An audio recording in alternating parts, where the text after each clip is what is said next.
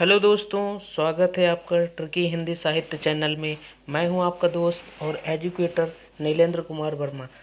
जैसा कि आप सभी लोग जानते हैं, नई शिक्षा नीति हमारे जो पाठ्यक्रम में लागू हो चुकी है, जो कि अगले सेशन में उसी उसी के तहत हमारे स्टडी सिलेबस को उसी के कंपैरिजन में पढ़ाया जाएगा। तो अब क्या है, सीबीएसई बोर्ड और हिंदी बोर्ड ये सभी क्या हो जाएंगे, सेम सिलेबस को फॉलो करेंगे, यानी एनसीईआरटी ही फॉलो होगी।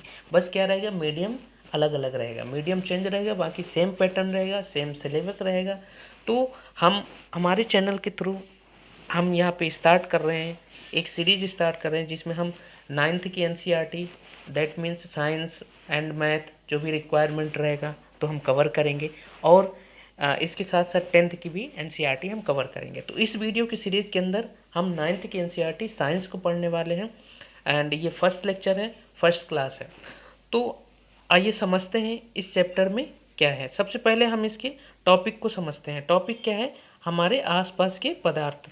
तो दोस्तों, मैं आपको एक रूल बता देता हूँ। साइंस पढ़ने का जो तरीका होता है, आप कभी भी रटने की कोशिश ना करें, क्योंकि अगर आप रटेंगे तो ये आगे चल के प्रॉब्लम्स होते हैं। क्योंकि आगे चल के हमें सभी पूरी साइंस को हमें समझना होता है, हमें एक्सपेरिमेंट करना होता है, और हमें अपने रियल लाइफ में उसको इम्प्लीमेंट करना होता है। तो अगर हम उसको रट के चलेंगे तो आगे चल के हमें बहुत समस्याएं होती है। तो हम क्या करेंगे, हमारा जो मेन पर्पस रहेगा, हम इसको एक्सप्लेनेशन के साथ साथ हम एक्सपेरिमेंट करने को भी आपको बोलेंगे। तो आइए हम इस टॉपिक से ही पहले समझते हैं कि टॉपिक क्या कहना चाहता है। तो क्या लिखा है, हमारे आसपास के पदार्थ, मैटर इन आवर सराउंडिंग्स। तो सबसे पहले हम देखते हैं कि इसके डिटेल में क्या लिखा हुआ है, फिर इसको हम समझते हैं अच्छे से। अपने चारों ओर नज़र दौड़ाने पर हमें विभिन्न प्रकार की वस्तुएं नजर आती हैं, जिनका आकार, आकृति और बनावट अलग अलग होता है। इस विश्व में प्रत्येक वस्तु जिस सामग्री से बनी होती है, उसे वैज्ञानिकों ने पदार्थ का नाम दिया है। जैसे हवा में हम श्वास लेते हैं, जो भोजन हम खाते हैं, पत्थर, बादल, तारे, पौधे, पशु, यहाँ तक कि पानी की एक बूंद या रेत का एक कण, ये सभी क्या है, पदार्थ हैं। तो सबसे पहले दोस्तों, मैं आपको एक्सपेरिमेंट से आपको चीज़ें समझाता हूँ। जैसे आपने अपने आसपास बहुत सारी ऑब्जेक्ट्स को देखते होंगे, बहुत सारे मटेरियल्स को देखते होंगे जो आप अपने डेली लाइफ में यूज़ भी करते होंगे।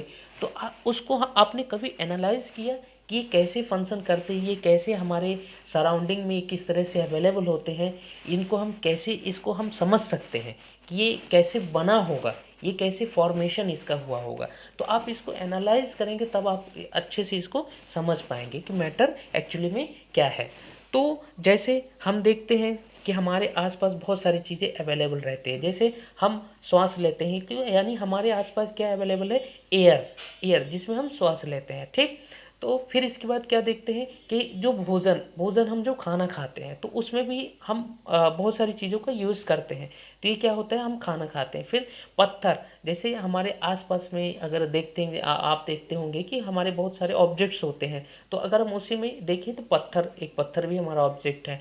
बादल, तारे, पौधे, पशु, ये सारे क्या है, अगर हम इसको देखें तो साइंस के तौर पे अगर हम इसको समझें तो ये क्या है, सभी को हम क्या बोलेंगे, ऑब्जेक्ट बोलेंगे, ठीक। तो अब ये ऑब्जेक्ट बने कैसे होते हैं, यही चीज़ को उसने समझाया है। इस चैप्टर के अंदर यही सारी चीज़ें समझाया गया है कि ये कैसे बने हुए होते हैं।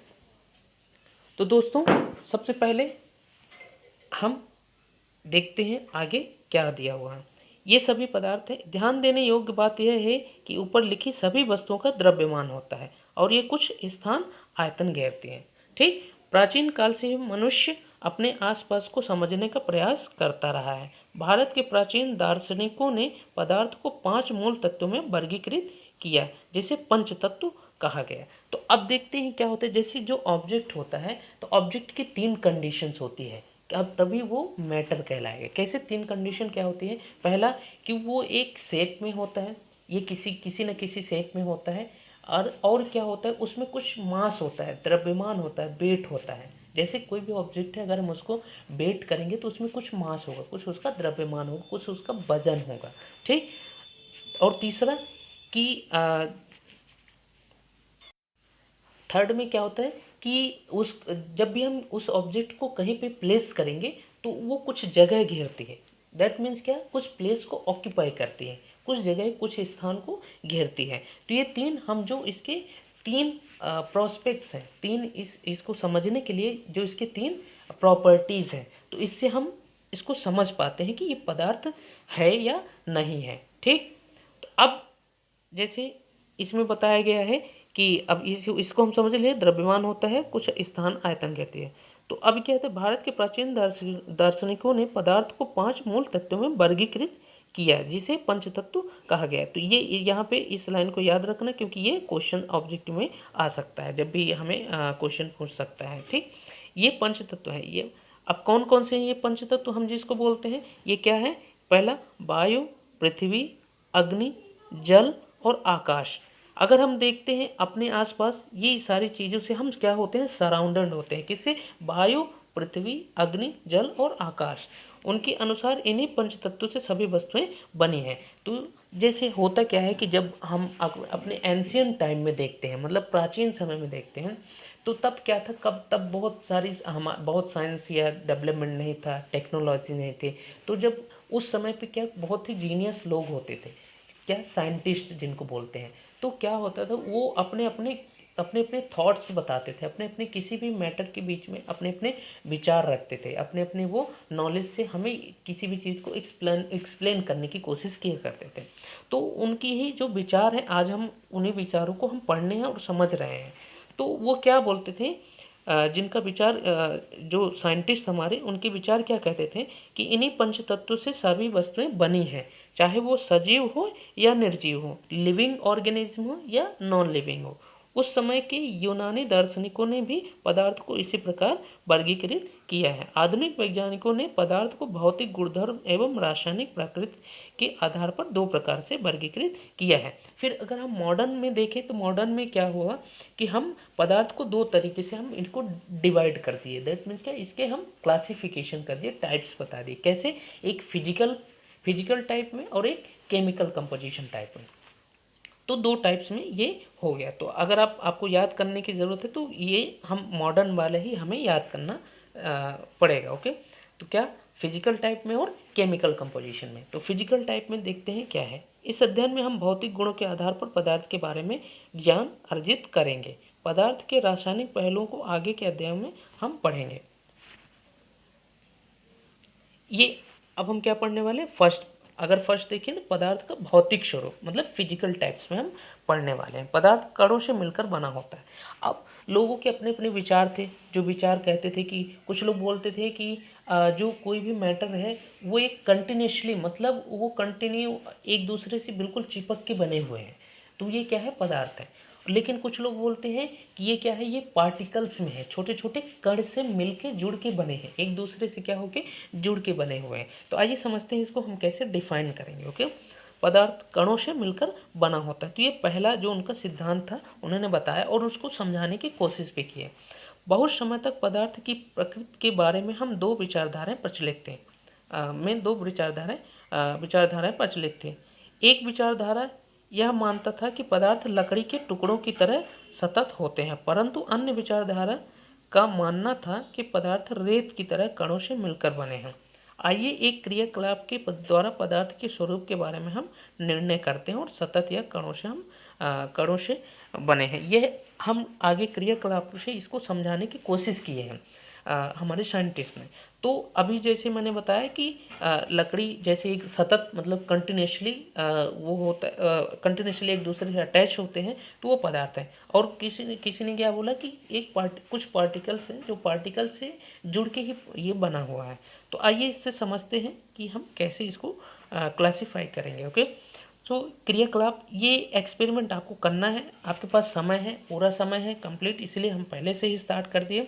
तो आपको क्या करते चलना है, आपको एक्सपेरिमेंट भी करते चलना है।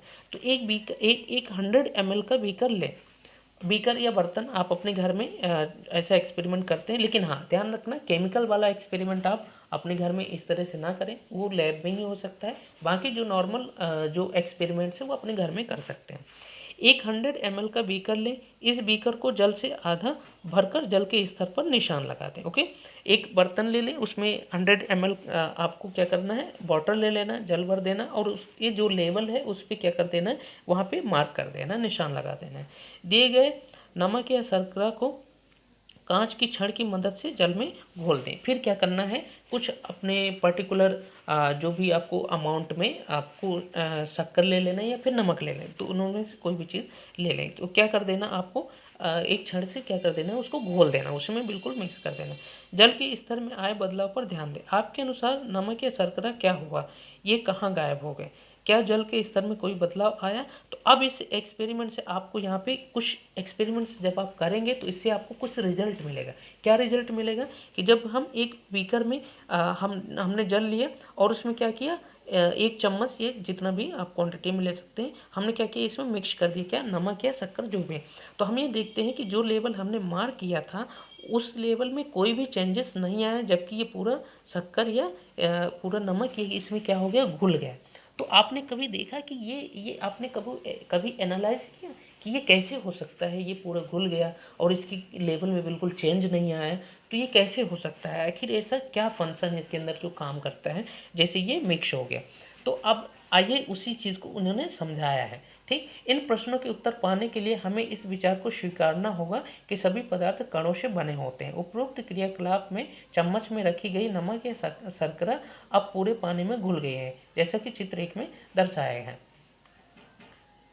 दोस्तों यहाँ पे कुछ जो आपको यहाँ पे दिया रहता है, जैसे मात्रक दिए रहते हैं, है ना, तो इसको क्या है, याद भी आप इसको जरूर याद कर लें, क्योंकि ये क्वेश्चंस में अक्सर कंपटीशन में हो या फिर हमारे ऑब्जेक्टिव टाइप के क्वेश्चन में ये पूछे जाते हैं, तो आप इनको भी याद करते चलेंगे। ओके, फिर ये क्या था, एक्सपेरिमेंट जो दिया हुआ था, तो एक्सपेरिमेंट में हमने वही पूरा एक्सपेरिमेंट किया, फिर उसमें देखा कि ये इसमें जल या शक्कर मिक्स होने के बावजूद भी इसमें कोई भी लेवल में चेंजेस नहीं आया। तो इससे हमें क्या समझ आता है कि कहीं ना कहीं जो हमारा जल उसमें भरा है तो उसमें कहीं ना कहीं स्पेस है, छोटे छोटे उसमें जगह है, जिसकी वजह से वहाँ पे जाके क्या हुआ, शक्कर या नमक क्या हो गया, ऑक्यूपाई कर लिया। दैट मीन्स कि उसमें पूरी तरह से घुल गया। तो दैट मीन्स इससे क्या समझ आता है कि जो हमारा जल है वो छोटे छोटे पार्टिकल्स में बना हुआ है। दैट मीन्स पार्टिकल्स होगा तभी उनके बीच में क्या होगा, छोटे छोटे स्पेस होंगे, जगह होंगी, वहाँ पे जाके क्या होगा, नमक या शक्कर जाके वहाँ पे क्या हो जाते हैं, घुल जाते हैं, जिससे इस जो उसके लेवल पे है उस पर कोई चेंजेस नहीं आता। तो हमें इससे क्या समझ आता है कि जो पदार्थ है, जो मैटर है, वो किससे बने हुए हैं, पार्टिकल से, छोटे छोटे कणों से। तो ये हमें आप एक्सपेरिमेंट कर लेंगे तो आपको कभी नहीं भूलने वाला है। ठीक, फिर नेक्स्ट, पदार्थ के ये कण कितने छोटे हैं। तो अब इसमें ये भी बताएं कि आखिर छोटे हैं तो कितने छोटे हैं, कितने, उसका क्या साइज है। तो जनरली जो मैटर में जो भी पार्टिकल्स होते हैं, जो छोटे छोटे कण होते हैं, उसको हम अपने ऐसे नॉर्मल अपनी आई से नहीं देख सकते, अपनी आंखों से नहीं देख पाते, हमें उसको देखने के लिए माइक्रोस्कोप की ज़रूरत पड़ती है। जैसे आपको मैं एक नॉलेज की बात बताऊँ, जो हमारा ब्लड है, ब्लड भी छोटे छोटे पार्टिकल्स में है। हमें क्या दिखता है कि ये पूरी तरह से लिक्विड है, लेकिन वो छोटे छोटे पार्टिकल्स में बने हुए हैं। जब भी हम उसको माइक्रोस्कोप से उसको बहुत ही उसको साइज को जूम करके देखते हैं, तब उसमें छोटे छोटे पार्टिकल्स दिखते हैं। तो इससे क्या समझ आता है कि छोटे छोटे कणों से मिलके बने होते हैं। ठीक, एक स्थिति में ये कण और छोटे भागों में विभाजित नहीं किए जा सकते। जैसे ये क्या कहना है इनका कि एक ऐसा समय आता है, जैसे हम किसी पार्टिकल्स को हम और भी छोटे छोटे कणों में डिवाइड कर सकते हैं, मतलब टुकड़ों में कर सकते हैं, लेकिन एक लिमिट ऐसी आ जाती है जिससे उससे छोटा साइज वो नहीं हो सकता। ओके, पोटेशियम परमैंगनेट की जगह 2 ml डिटॉल से भी हम यह क्रियाकलाप कर सकते हैं। लगातार तनुकृत होने पर भी महक हमें मिलते रहते हैं। अब इस पदार्थ के कण बहुत छोटे हैं, इतने छोटे कि हम कल्पना भी नहीं कर सकते। ये यहाँ पे आपको नोट में दिया हुआ है, आप इसको याद रखें। तो इसमें क्या बोला है, पोटेशियम परमैंगनेट की बात कर रहे हैं। तो जैसे आपने कभी ये देखा होगा कि होली के समय में भी आपने देखा होगा कि हम जो वाटर लेते हैं उसमें हम क्या कलर मिक्स करते हैं, कलर उसमें मिक्स करते हैं। तो आपने देखा होगा कि उसमें हम कलर मिक्स कर देते हैं तो पूरे वाटर में कलर हो जाता है। ठीक, फिर हम उसमें और पानी डालते हैं और पानी डालते हैं और पानी डालते हैं, फिर भी वो कलर थोड़ा थोड़ा धीरे धीरे करके वो कम होने लगता है। तो इसमें क्या होता है कि दैट मीन्स क्या कि वो जो हमारे कलर का जो पार्टिकल उसमें पूरी तरह से मिक्स है। दैट मीन्स हम उसको अलग नहीं कर सकते।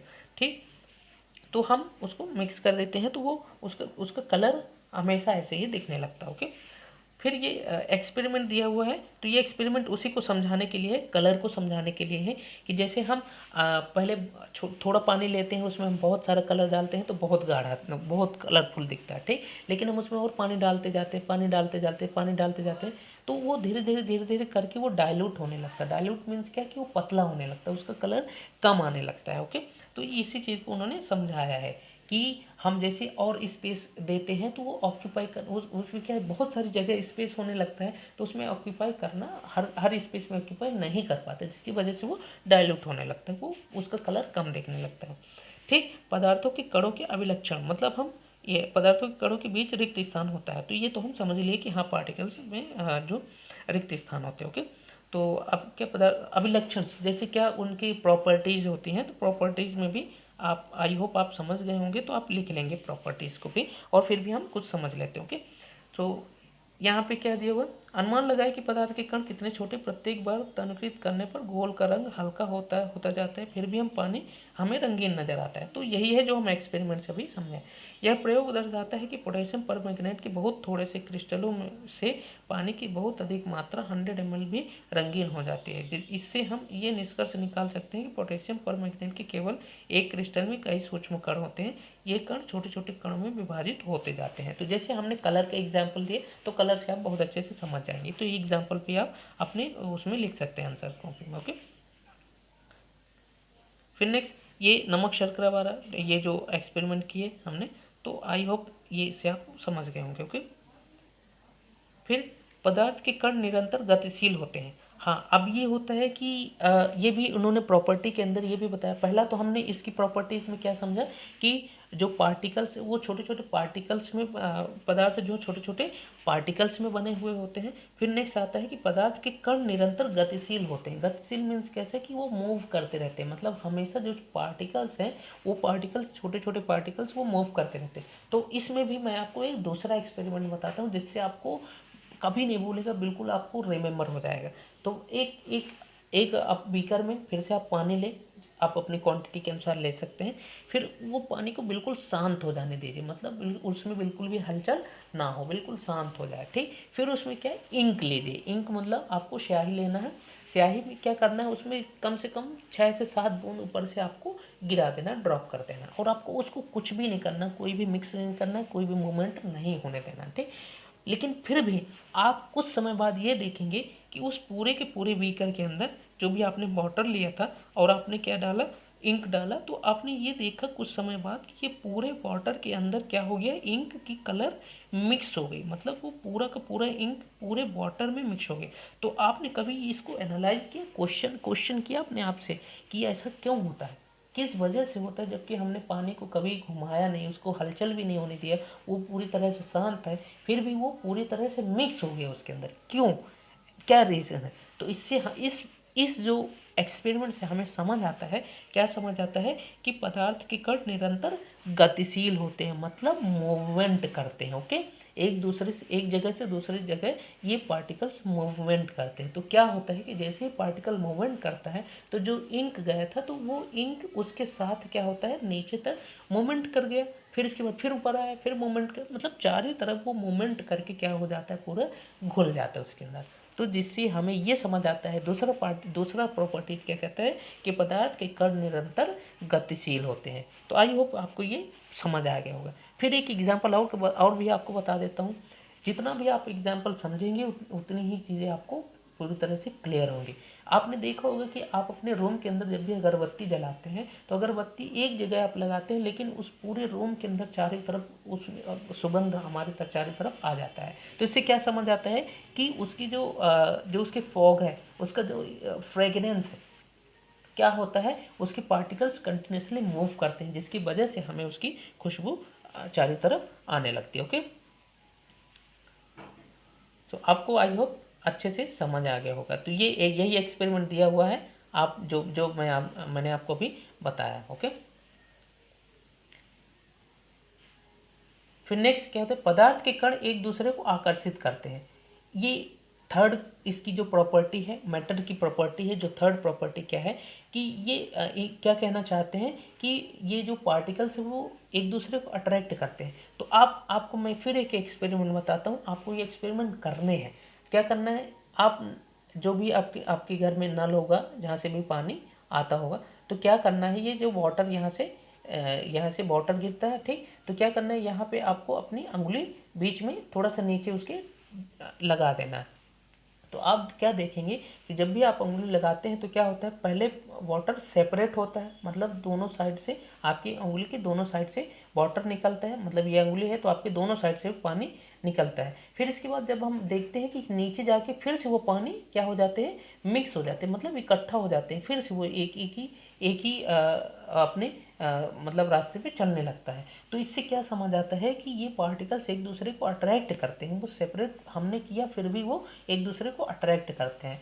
तो इससे हम एक्सपेरिमेंट से क्या समझते हैं कि पदार्थ के कण एक दूसरे को आकर्षित करते हैं। ओके, सो आई होप ये सारे एक्सपेरिमेंट आपको बहुत अच्छे से समझ आ गए होंगे, और जो भी आपको मैंने अभी एक्सप्लेन किया तो आपको पूरी तरह से क्लियरली समझ आ गया हो। फिर नेक्स्ट आपको डिफरेंशिएट बता दूंगा कि सॉलिड, लिक्विड एंड गैस में क्या डिफरेंशिएट रहता है, तो उसको भी हम समझेंगे। ओके, ये एक थाली में जल लेकर उसे उंगली से काटने का प्रयास करें, क्या जल की सतह कटती है, जल की सतह न कटने का क्या कारण है। तो वही ये पार्टिकल्स एक दूसरे को अट्रैक्ट करते हैं। तो ये पूरा वही एक्सपेरिमेंट है, तो आप ये एक्सपेरिमेंट भी अपने तरीके से कर सकते हैं। ओके, तो आइए अब समझते हैं कि उपरोक्त सभी उदाहरण ठोस के हैं। तो अब यहाँ पे जो चैप्टर आ गया कि यहाँ पे 3 टाइप्स में हमारे मैटर्स होते हैं। कितने, फर्स्ट में क्या होता है, सॉलिड होते हैं, सेकेंड में लिक्विड, एंड थर्ड गैस। अब इसको कैसे हम समझेंगे, इसकी कैसे हम तीनों में हम कैसे डिफ्रेंशिएट करेंगे। तो दोस्तों ये क्वेश्चन पेपर में आता है कि तीनों में डिफरेंस क्या है, या दो में डिफरेंस पूछ लेता है, या फिर तीनों को एक साथ डिफरेंस पूछ लेता है। तो इन तीनों में डिफरेंस हम कैसे करेंगे, तो इसको हम समझते हैं। ओके, सबसे पहले सॉलिड की बात करें तो सॉलिड में एक क्या होता है, एक डेफिनेट शेप होता है। मतलब सॉलिड में आपने देखा होगा कि कोई भी पत्थर है तो उसमें क्या कभी हम किसी भी दूसरे बर्तन में उस पत्थर को रखेंगे तो क्या उसका शेप चेंज होता है, कभी नहीं चेंज होता। तो इससे क्या समझ आता है कि उसमें क्या होता है, डेफिनेट शेप होता है, तो यानी उसका एक साइज फिक्स होता है। ओके, जबकि अगर हम उसमें बात करें लिक्विड में, तो लिक्विड में क्या होता है कि डेफिनेट शेप नहीं होता। कैसे कि जब भी हम लिक्विड को किसी भी बर्तन में डालते हैं तो उसका शेप चेंज हो जाता है। मतलब एक बर्तन में रखा तो उसका शेप उस तरह से हो गया, दूसरे बर्तन में रखा उसका शेप बिल्कुल चेंज हो गया। तो ये टोटली डिफरेंस हो जाता है। ओके, और इसमें भी सेम कंडीशन होती है, गैस में भी क्या होता है, शेप चेंज हो सकता है। ओके, फिर नेक्स्ट क्या आता है, एक रेगुलर साइज होता है, रेगुलर बाउंड्रीज होती हैं। जैसे पत्थर की पूरी बाउंड्री फिक्स होगी, वो जिस साइज में होगा उसका जो कॉर्नर होगा बिल्कुल फिक्स होगा। लेकिन लिक्विड में ऐसा डेफिनेट कोई बाउंड्री नहीं होती। ठीक, तो उसमें क्या है, डिफरेंट डिफरेंट बाउंड्रीज हो सकती हैं जब भी हम दूसरे दूसरे बर्तन में उसको प्लेस करेंगे। ओके, ऐसे ही गैस में। ठीक, फिर थर्ड आता है कि ये सॉलिड क्या होते हैं, बहुत रिजिड होते हैं। रिजिड मतलब बहुत हार्ड होते हैं, इजिली वो ब्रेक नहीं हो सकते। तो क्या होते हैं, हार्ड होते हैं, रिजिड होते हैं। ओके, जबकि लिक्विड कंप्रेसिबल होता है, रिजिड नहीं होता, उसको हम दबा भी सकते हैं हल्का फुल्का, किसी में हम उसको ज़्यादा प्रेस करके भी रख सकते हैं। तो ये क्या होता है, हार्ड नहीं होता। ये कंप्रेसिबल क्या होता है, थोड़ा कंप्रेसिबल होता है, मतलब क्या होता है, ये उसके जैसे हार्ड नहीं होता। और गैस में ये तो बहुत ही हाई कंप्रेसिबल होता है, ये बहुत ही हाई हम इसको कंप्रेस कर सकते हैं। जो बहुत अमाउंट ऑफ गैस को हम किसी छोटे बर्तन में फिक्स कर, मतलब दबा के उसको हम डाल सकते हैं। जैसे आपने देखा होगा गैस सिलेंडर बहुत ही अच्छा एग्जांपल है कि अगर हम उसको एक गैस को ही समझे कि वो गैस ही है, तो उसको क्या करते हैं, हम उसको कंप्रेस करके एक सिलेंडर में डालते हैं। जैसे ऑक्सीजन सिलेंडर आप देखे होंगे हॉस्पिटल्स वगैरह में, ऑक्सीजन सिलेंडर हम क्या करते हैं, एक सिलेंडर के अंदर हम कितनी सारी गैसेस को कंप्रेस करके हम उसमें रख देते हैं। ओके, तो आप आई होप समझ गए होंगे। तो ये क्या होता है, कंप्रेसिबल नहीं होता, नॉट कंप्रेसिबल, एंड ये लो कंप्रेसिबल एंड ये हाई कंप्रेसिबल। तो ये तीनों में जो डिफरेंस होता है, तो आप अच्छे से हर जगह आप इसको डिफ्रेंशिएट कर पाएंगे तीनों में कि ये कैसे हम इसको समझेंगे। ओके, फिर नेक्स्ट अब इसमें क्या आता है कि हम क्वेश्चन, अब इसमें अगर हम क्वेश्चन को समझे तो यहाँ पे क्वेश्चंस हैं कि जैसे ये क्वेश्चन दिया हुआ है कि कौन कौन से पदार्थ हैं और कौन कौन से पदार्थ नहीं हैं, तो ये क्वेश्चंस हैं। तो आप इन क्वेश्चंस को सॉल्व करेंगे एंड इसमें हम आप कमेंट सेक्शन में आप इसके आंसर्स पोस्ट करेंगे और इस क्वेश्चन के जवाब हम नेक्स्ट वीडियो के अंदर आपको बताएंगे, जिससे आप अपने क्वेश्चन को समझ सकेंगे, कैसे डिफ्रेंशिएट कर सकेंगे, आप अपने क्वेश्चन को आंसर कैसे कर पाएंगे। ओके, सो आई होप आपको पूरा वीडियो अच्छे से समझ आया होगा। फिर भी अगर आपको कोई डाउट आता है तो आप कमेंट सेक्शन में अपनी क्वेरी को पोस्ट करें। तो उम्मीद करता हूँ आपको बहुत अच्छे से समझ आ गया होगा एंड मिलते हैं नेक्स्ट वीडियो में नेक्स्ट सेशन के साथ। अगले हम इसी चैप्टर के अंदर का जो भी बचा हुआ पार्ट है उसको हम कवर करेंगे। तो तब तक के लिए अपना ध्यान रखें। Thank you.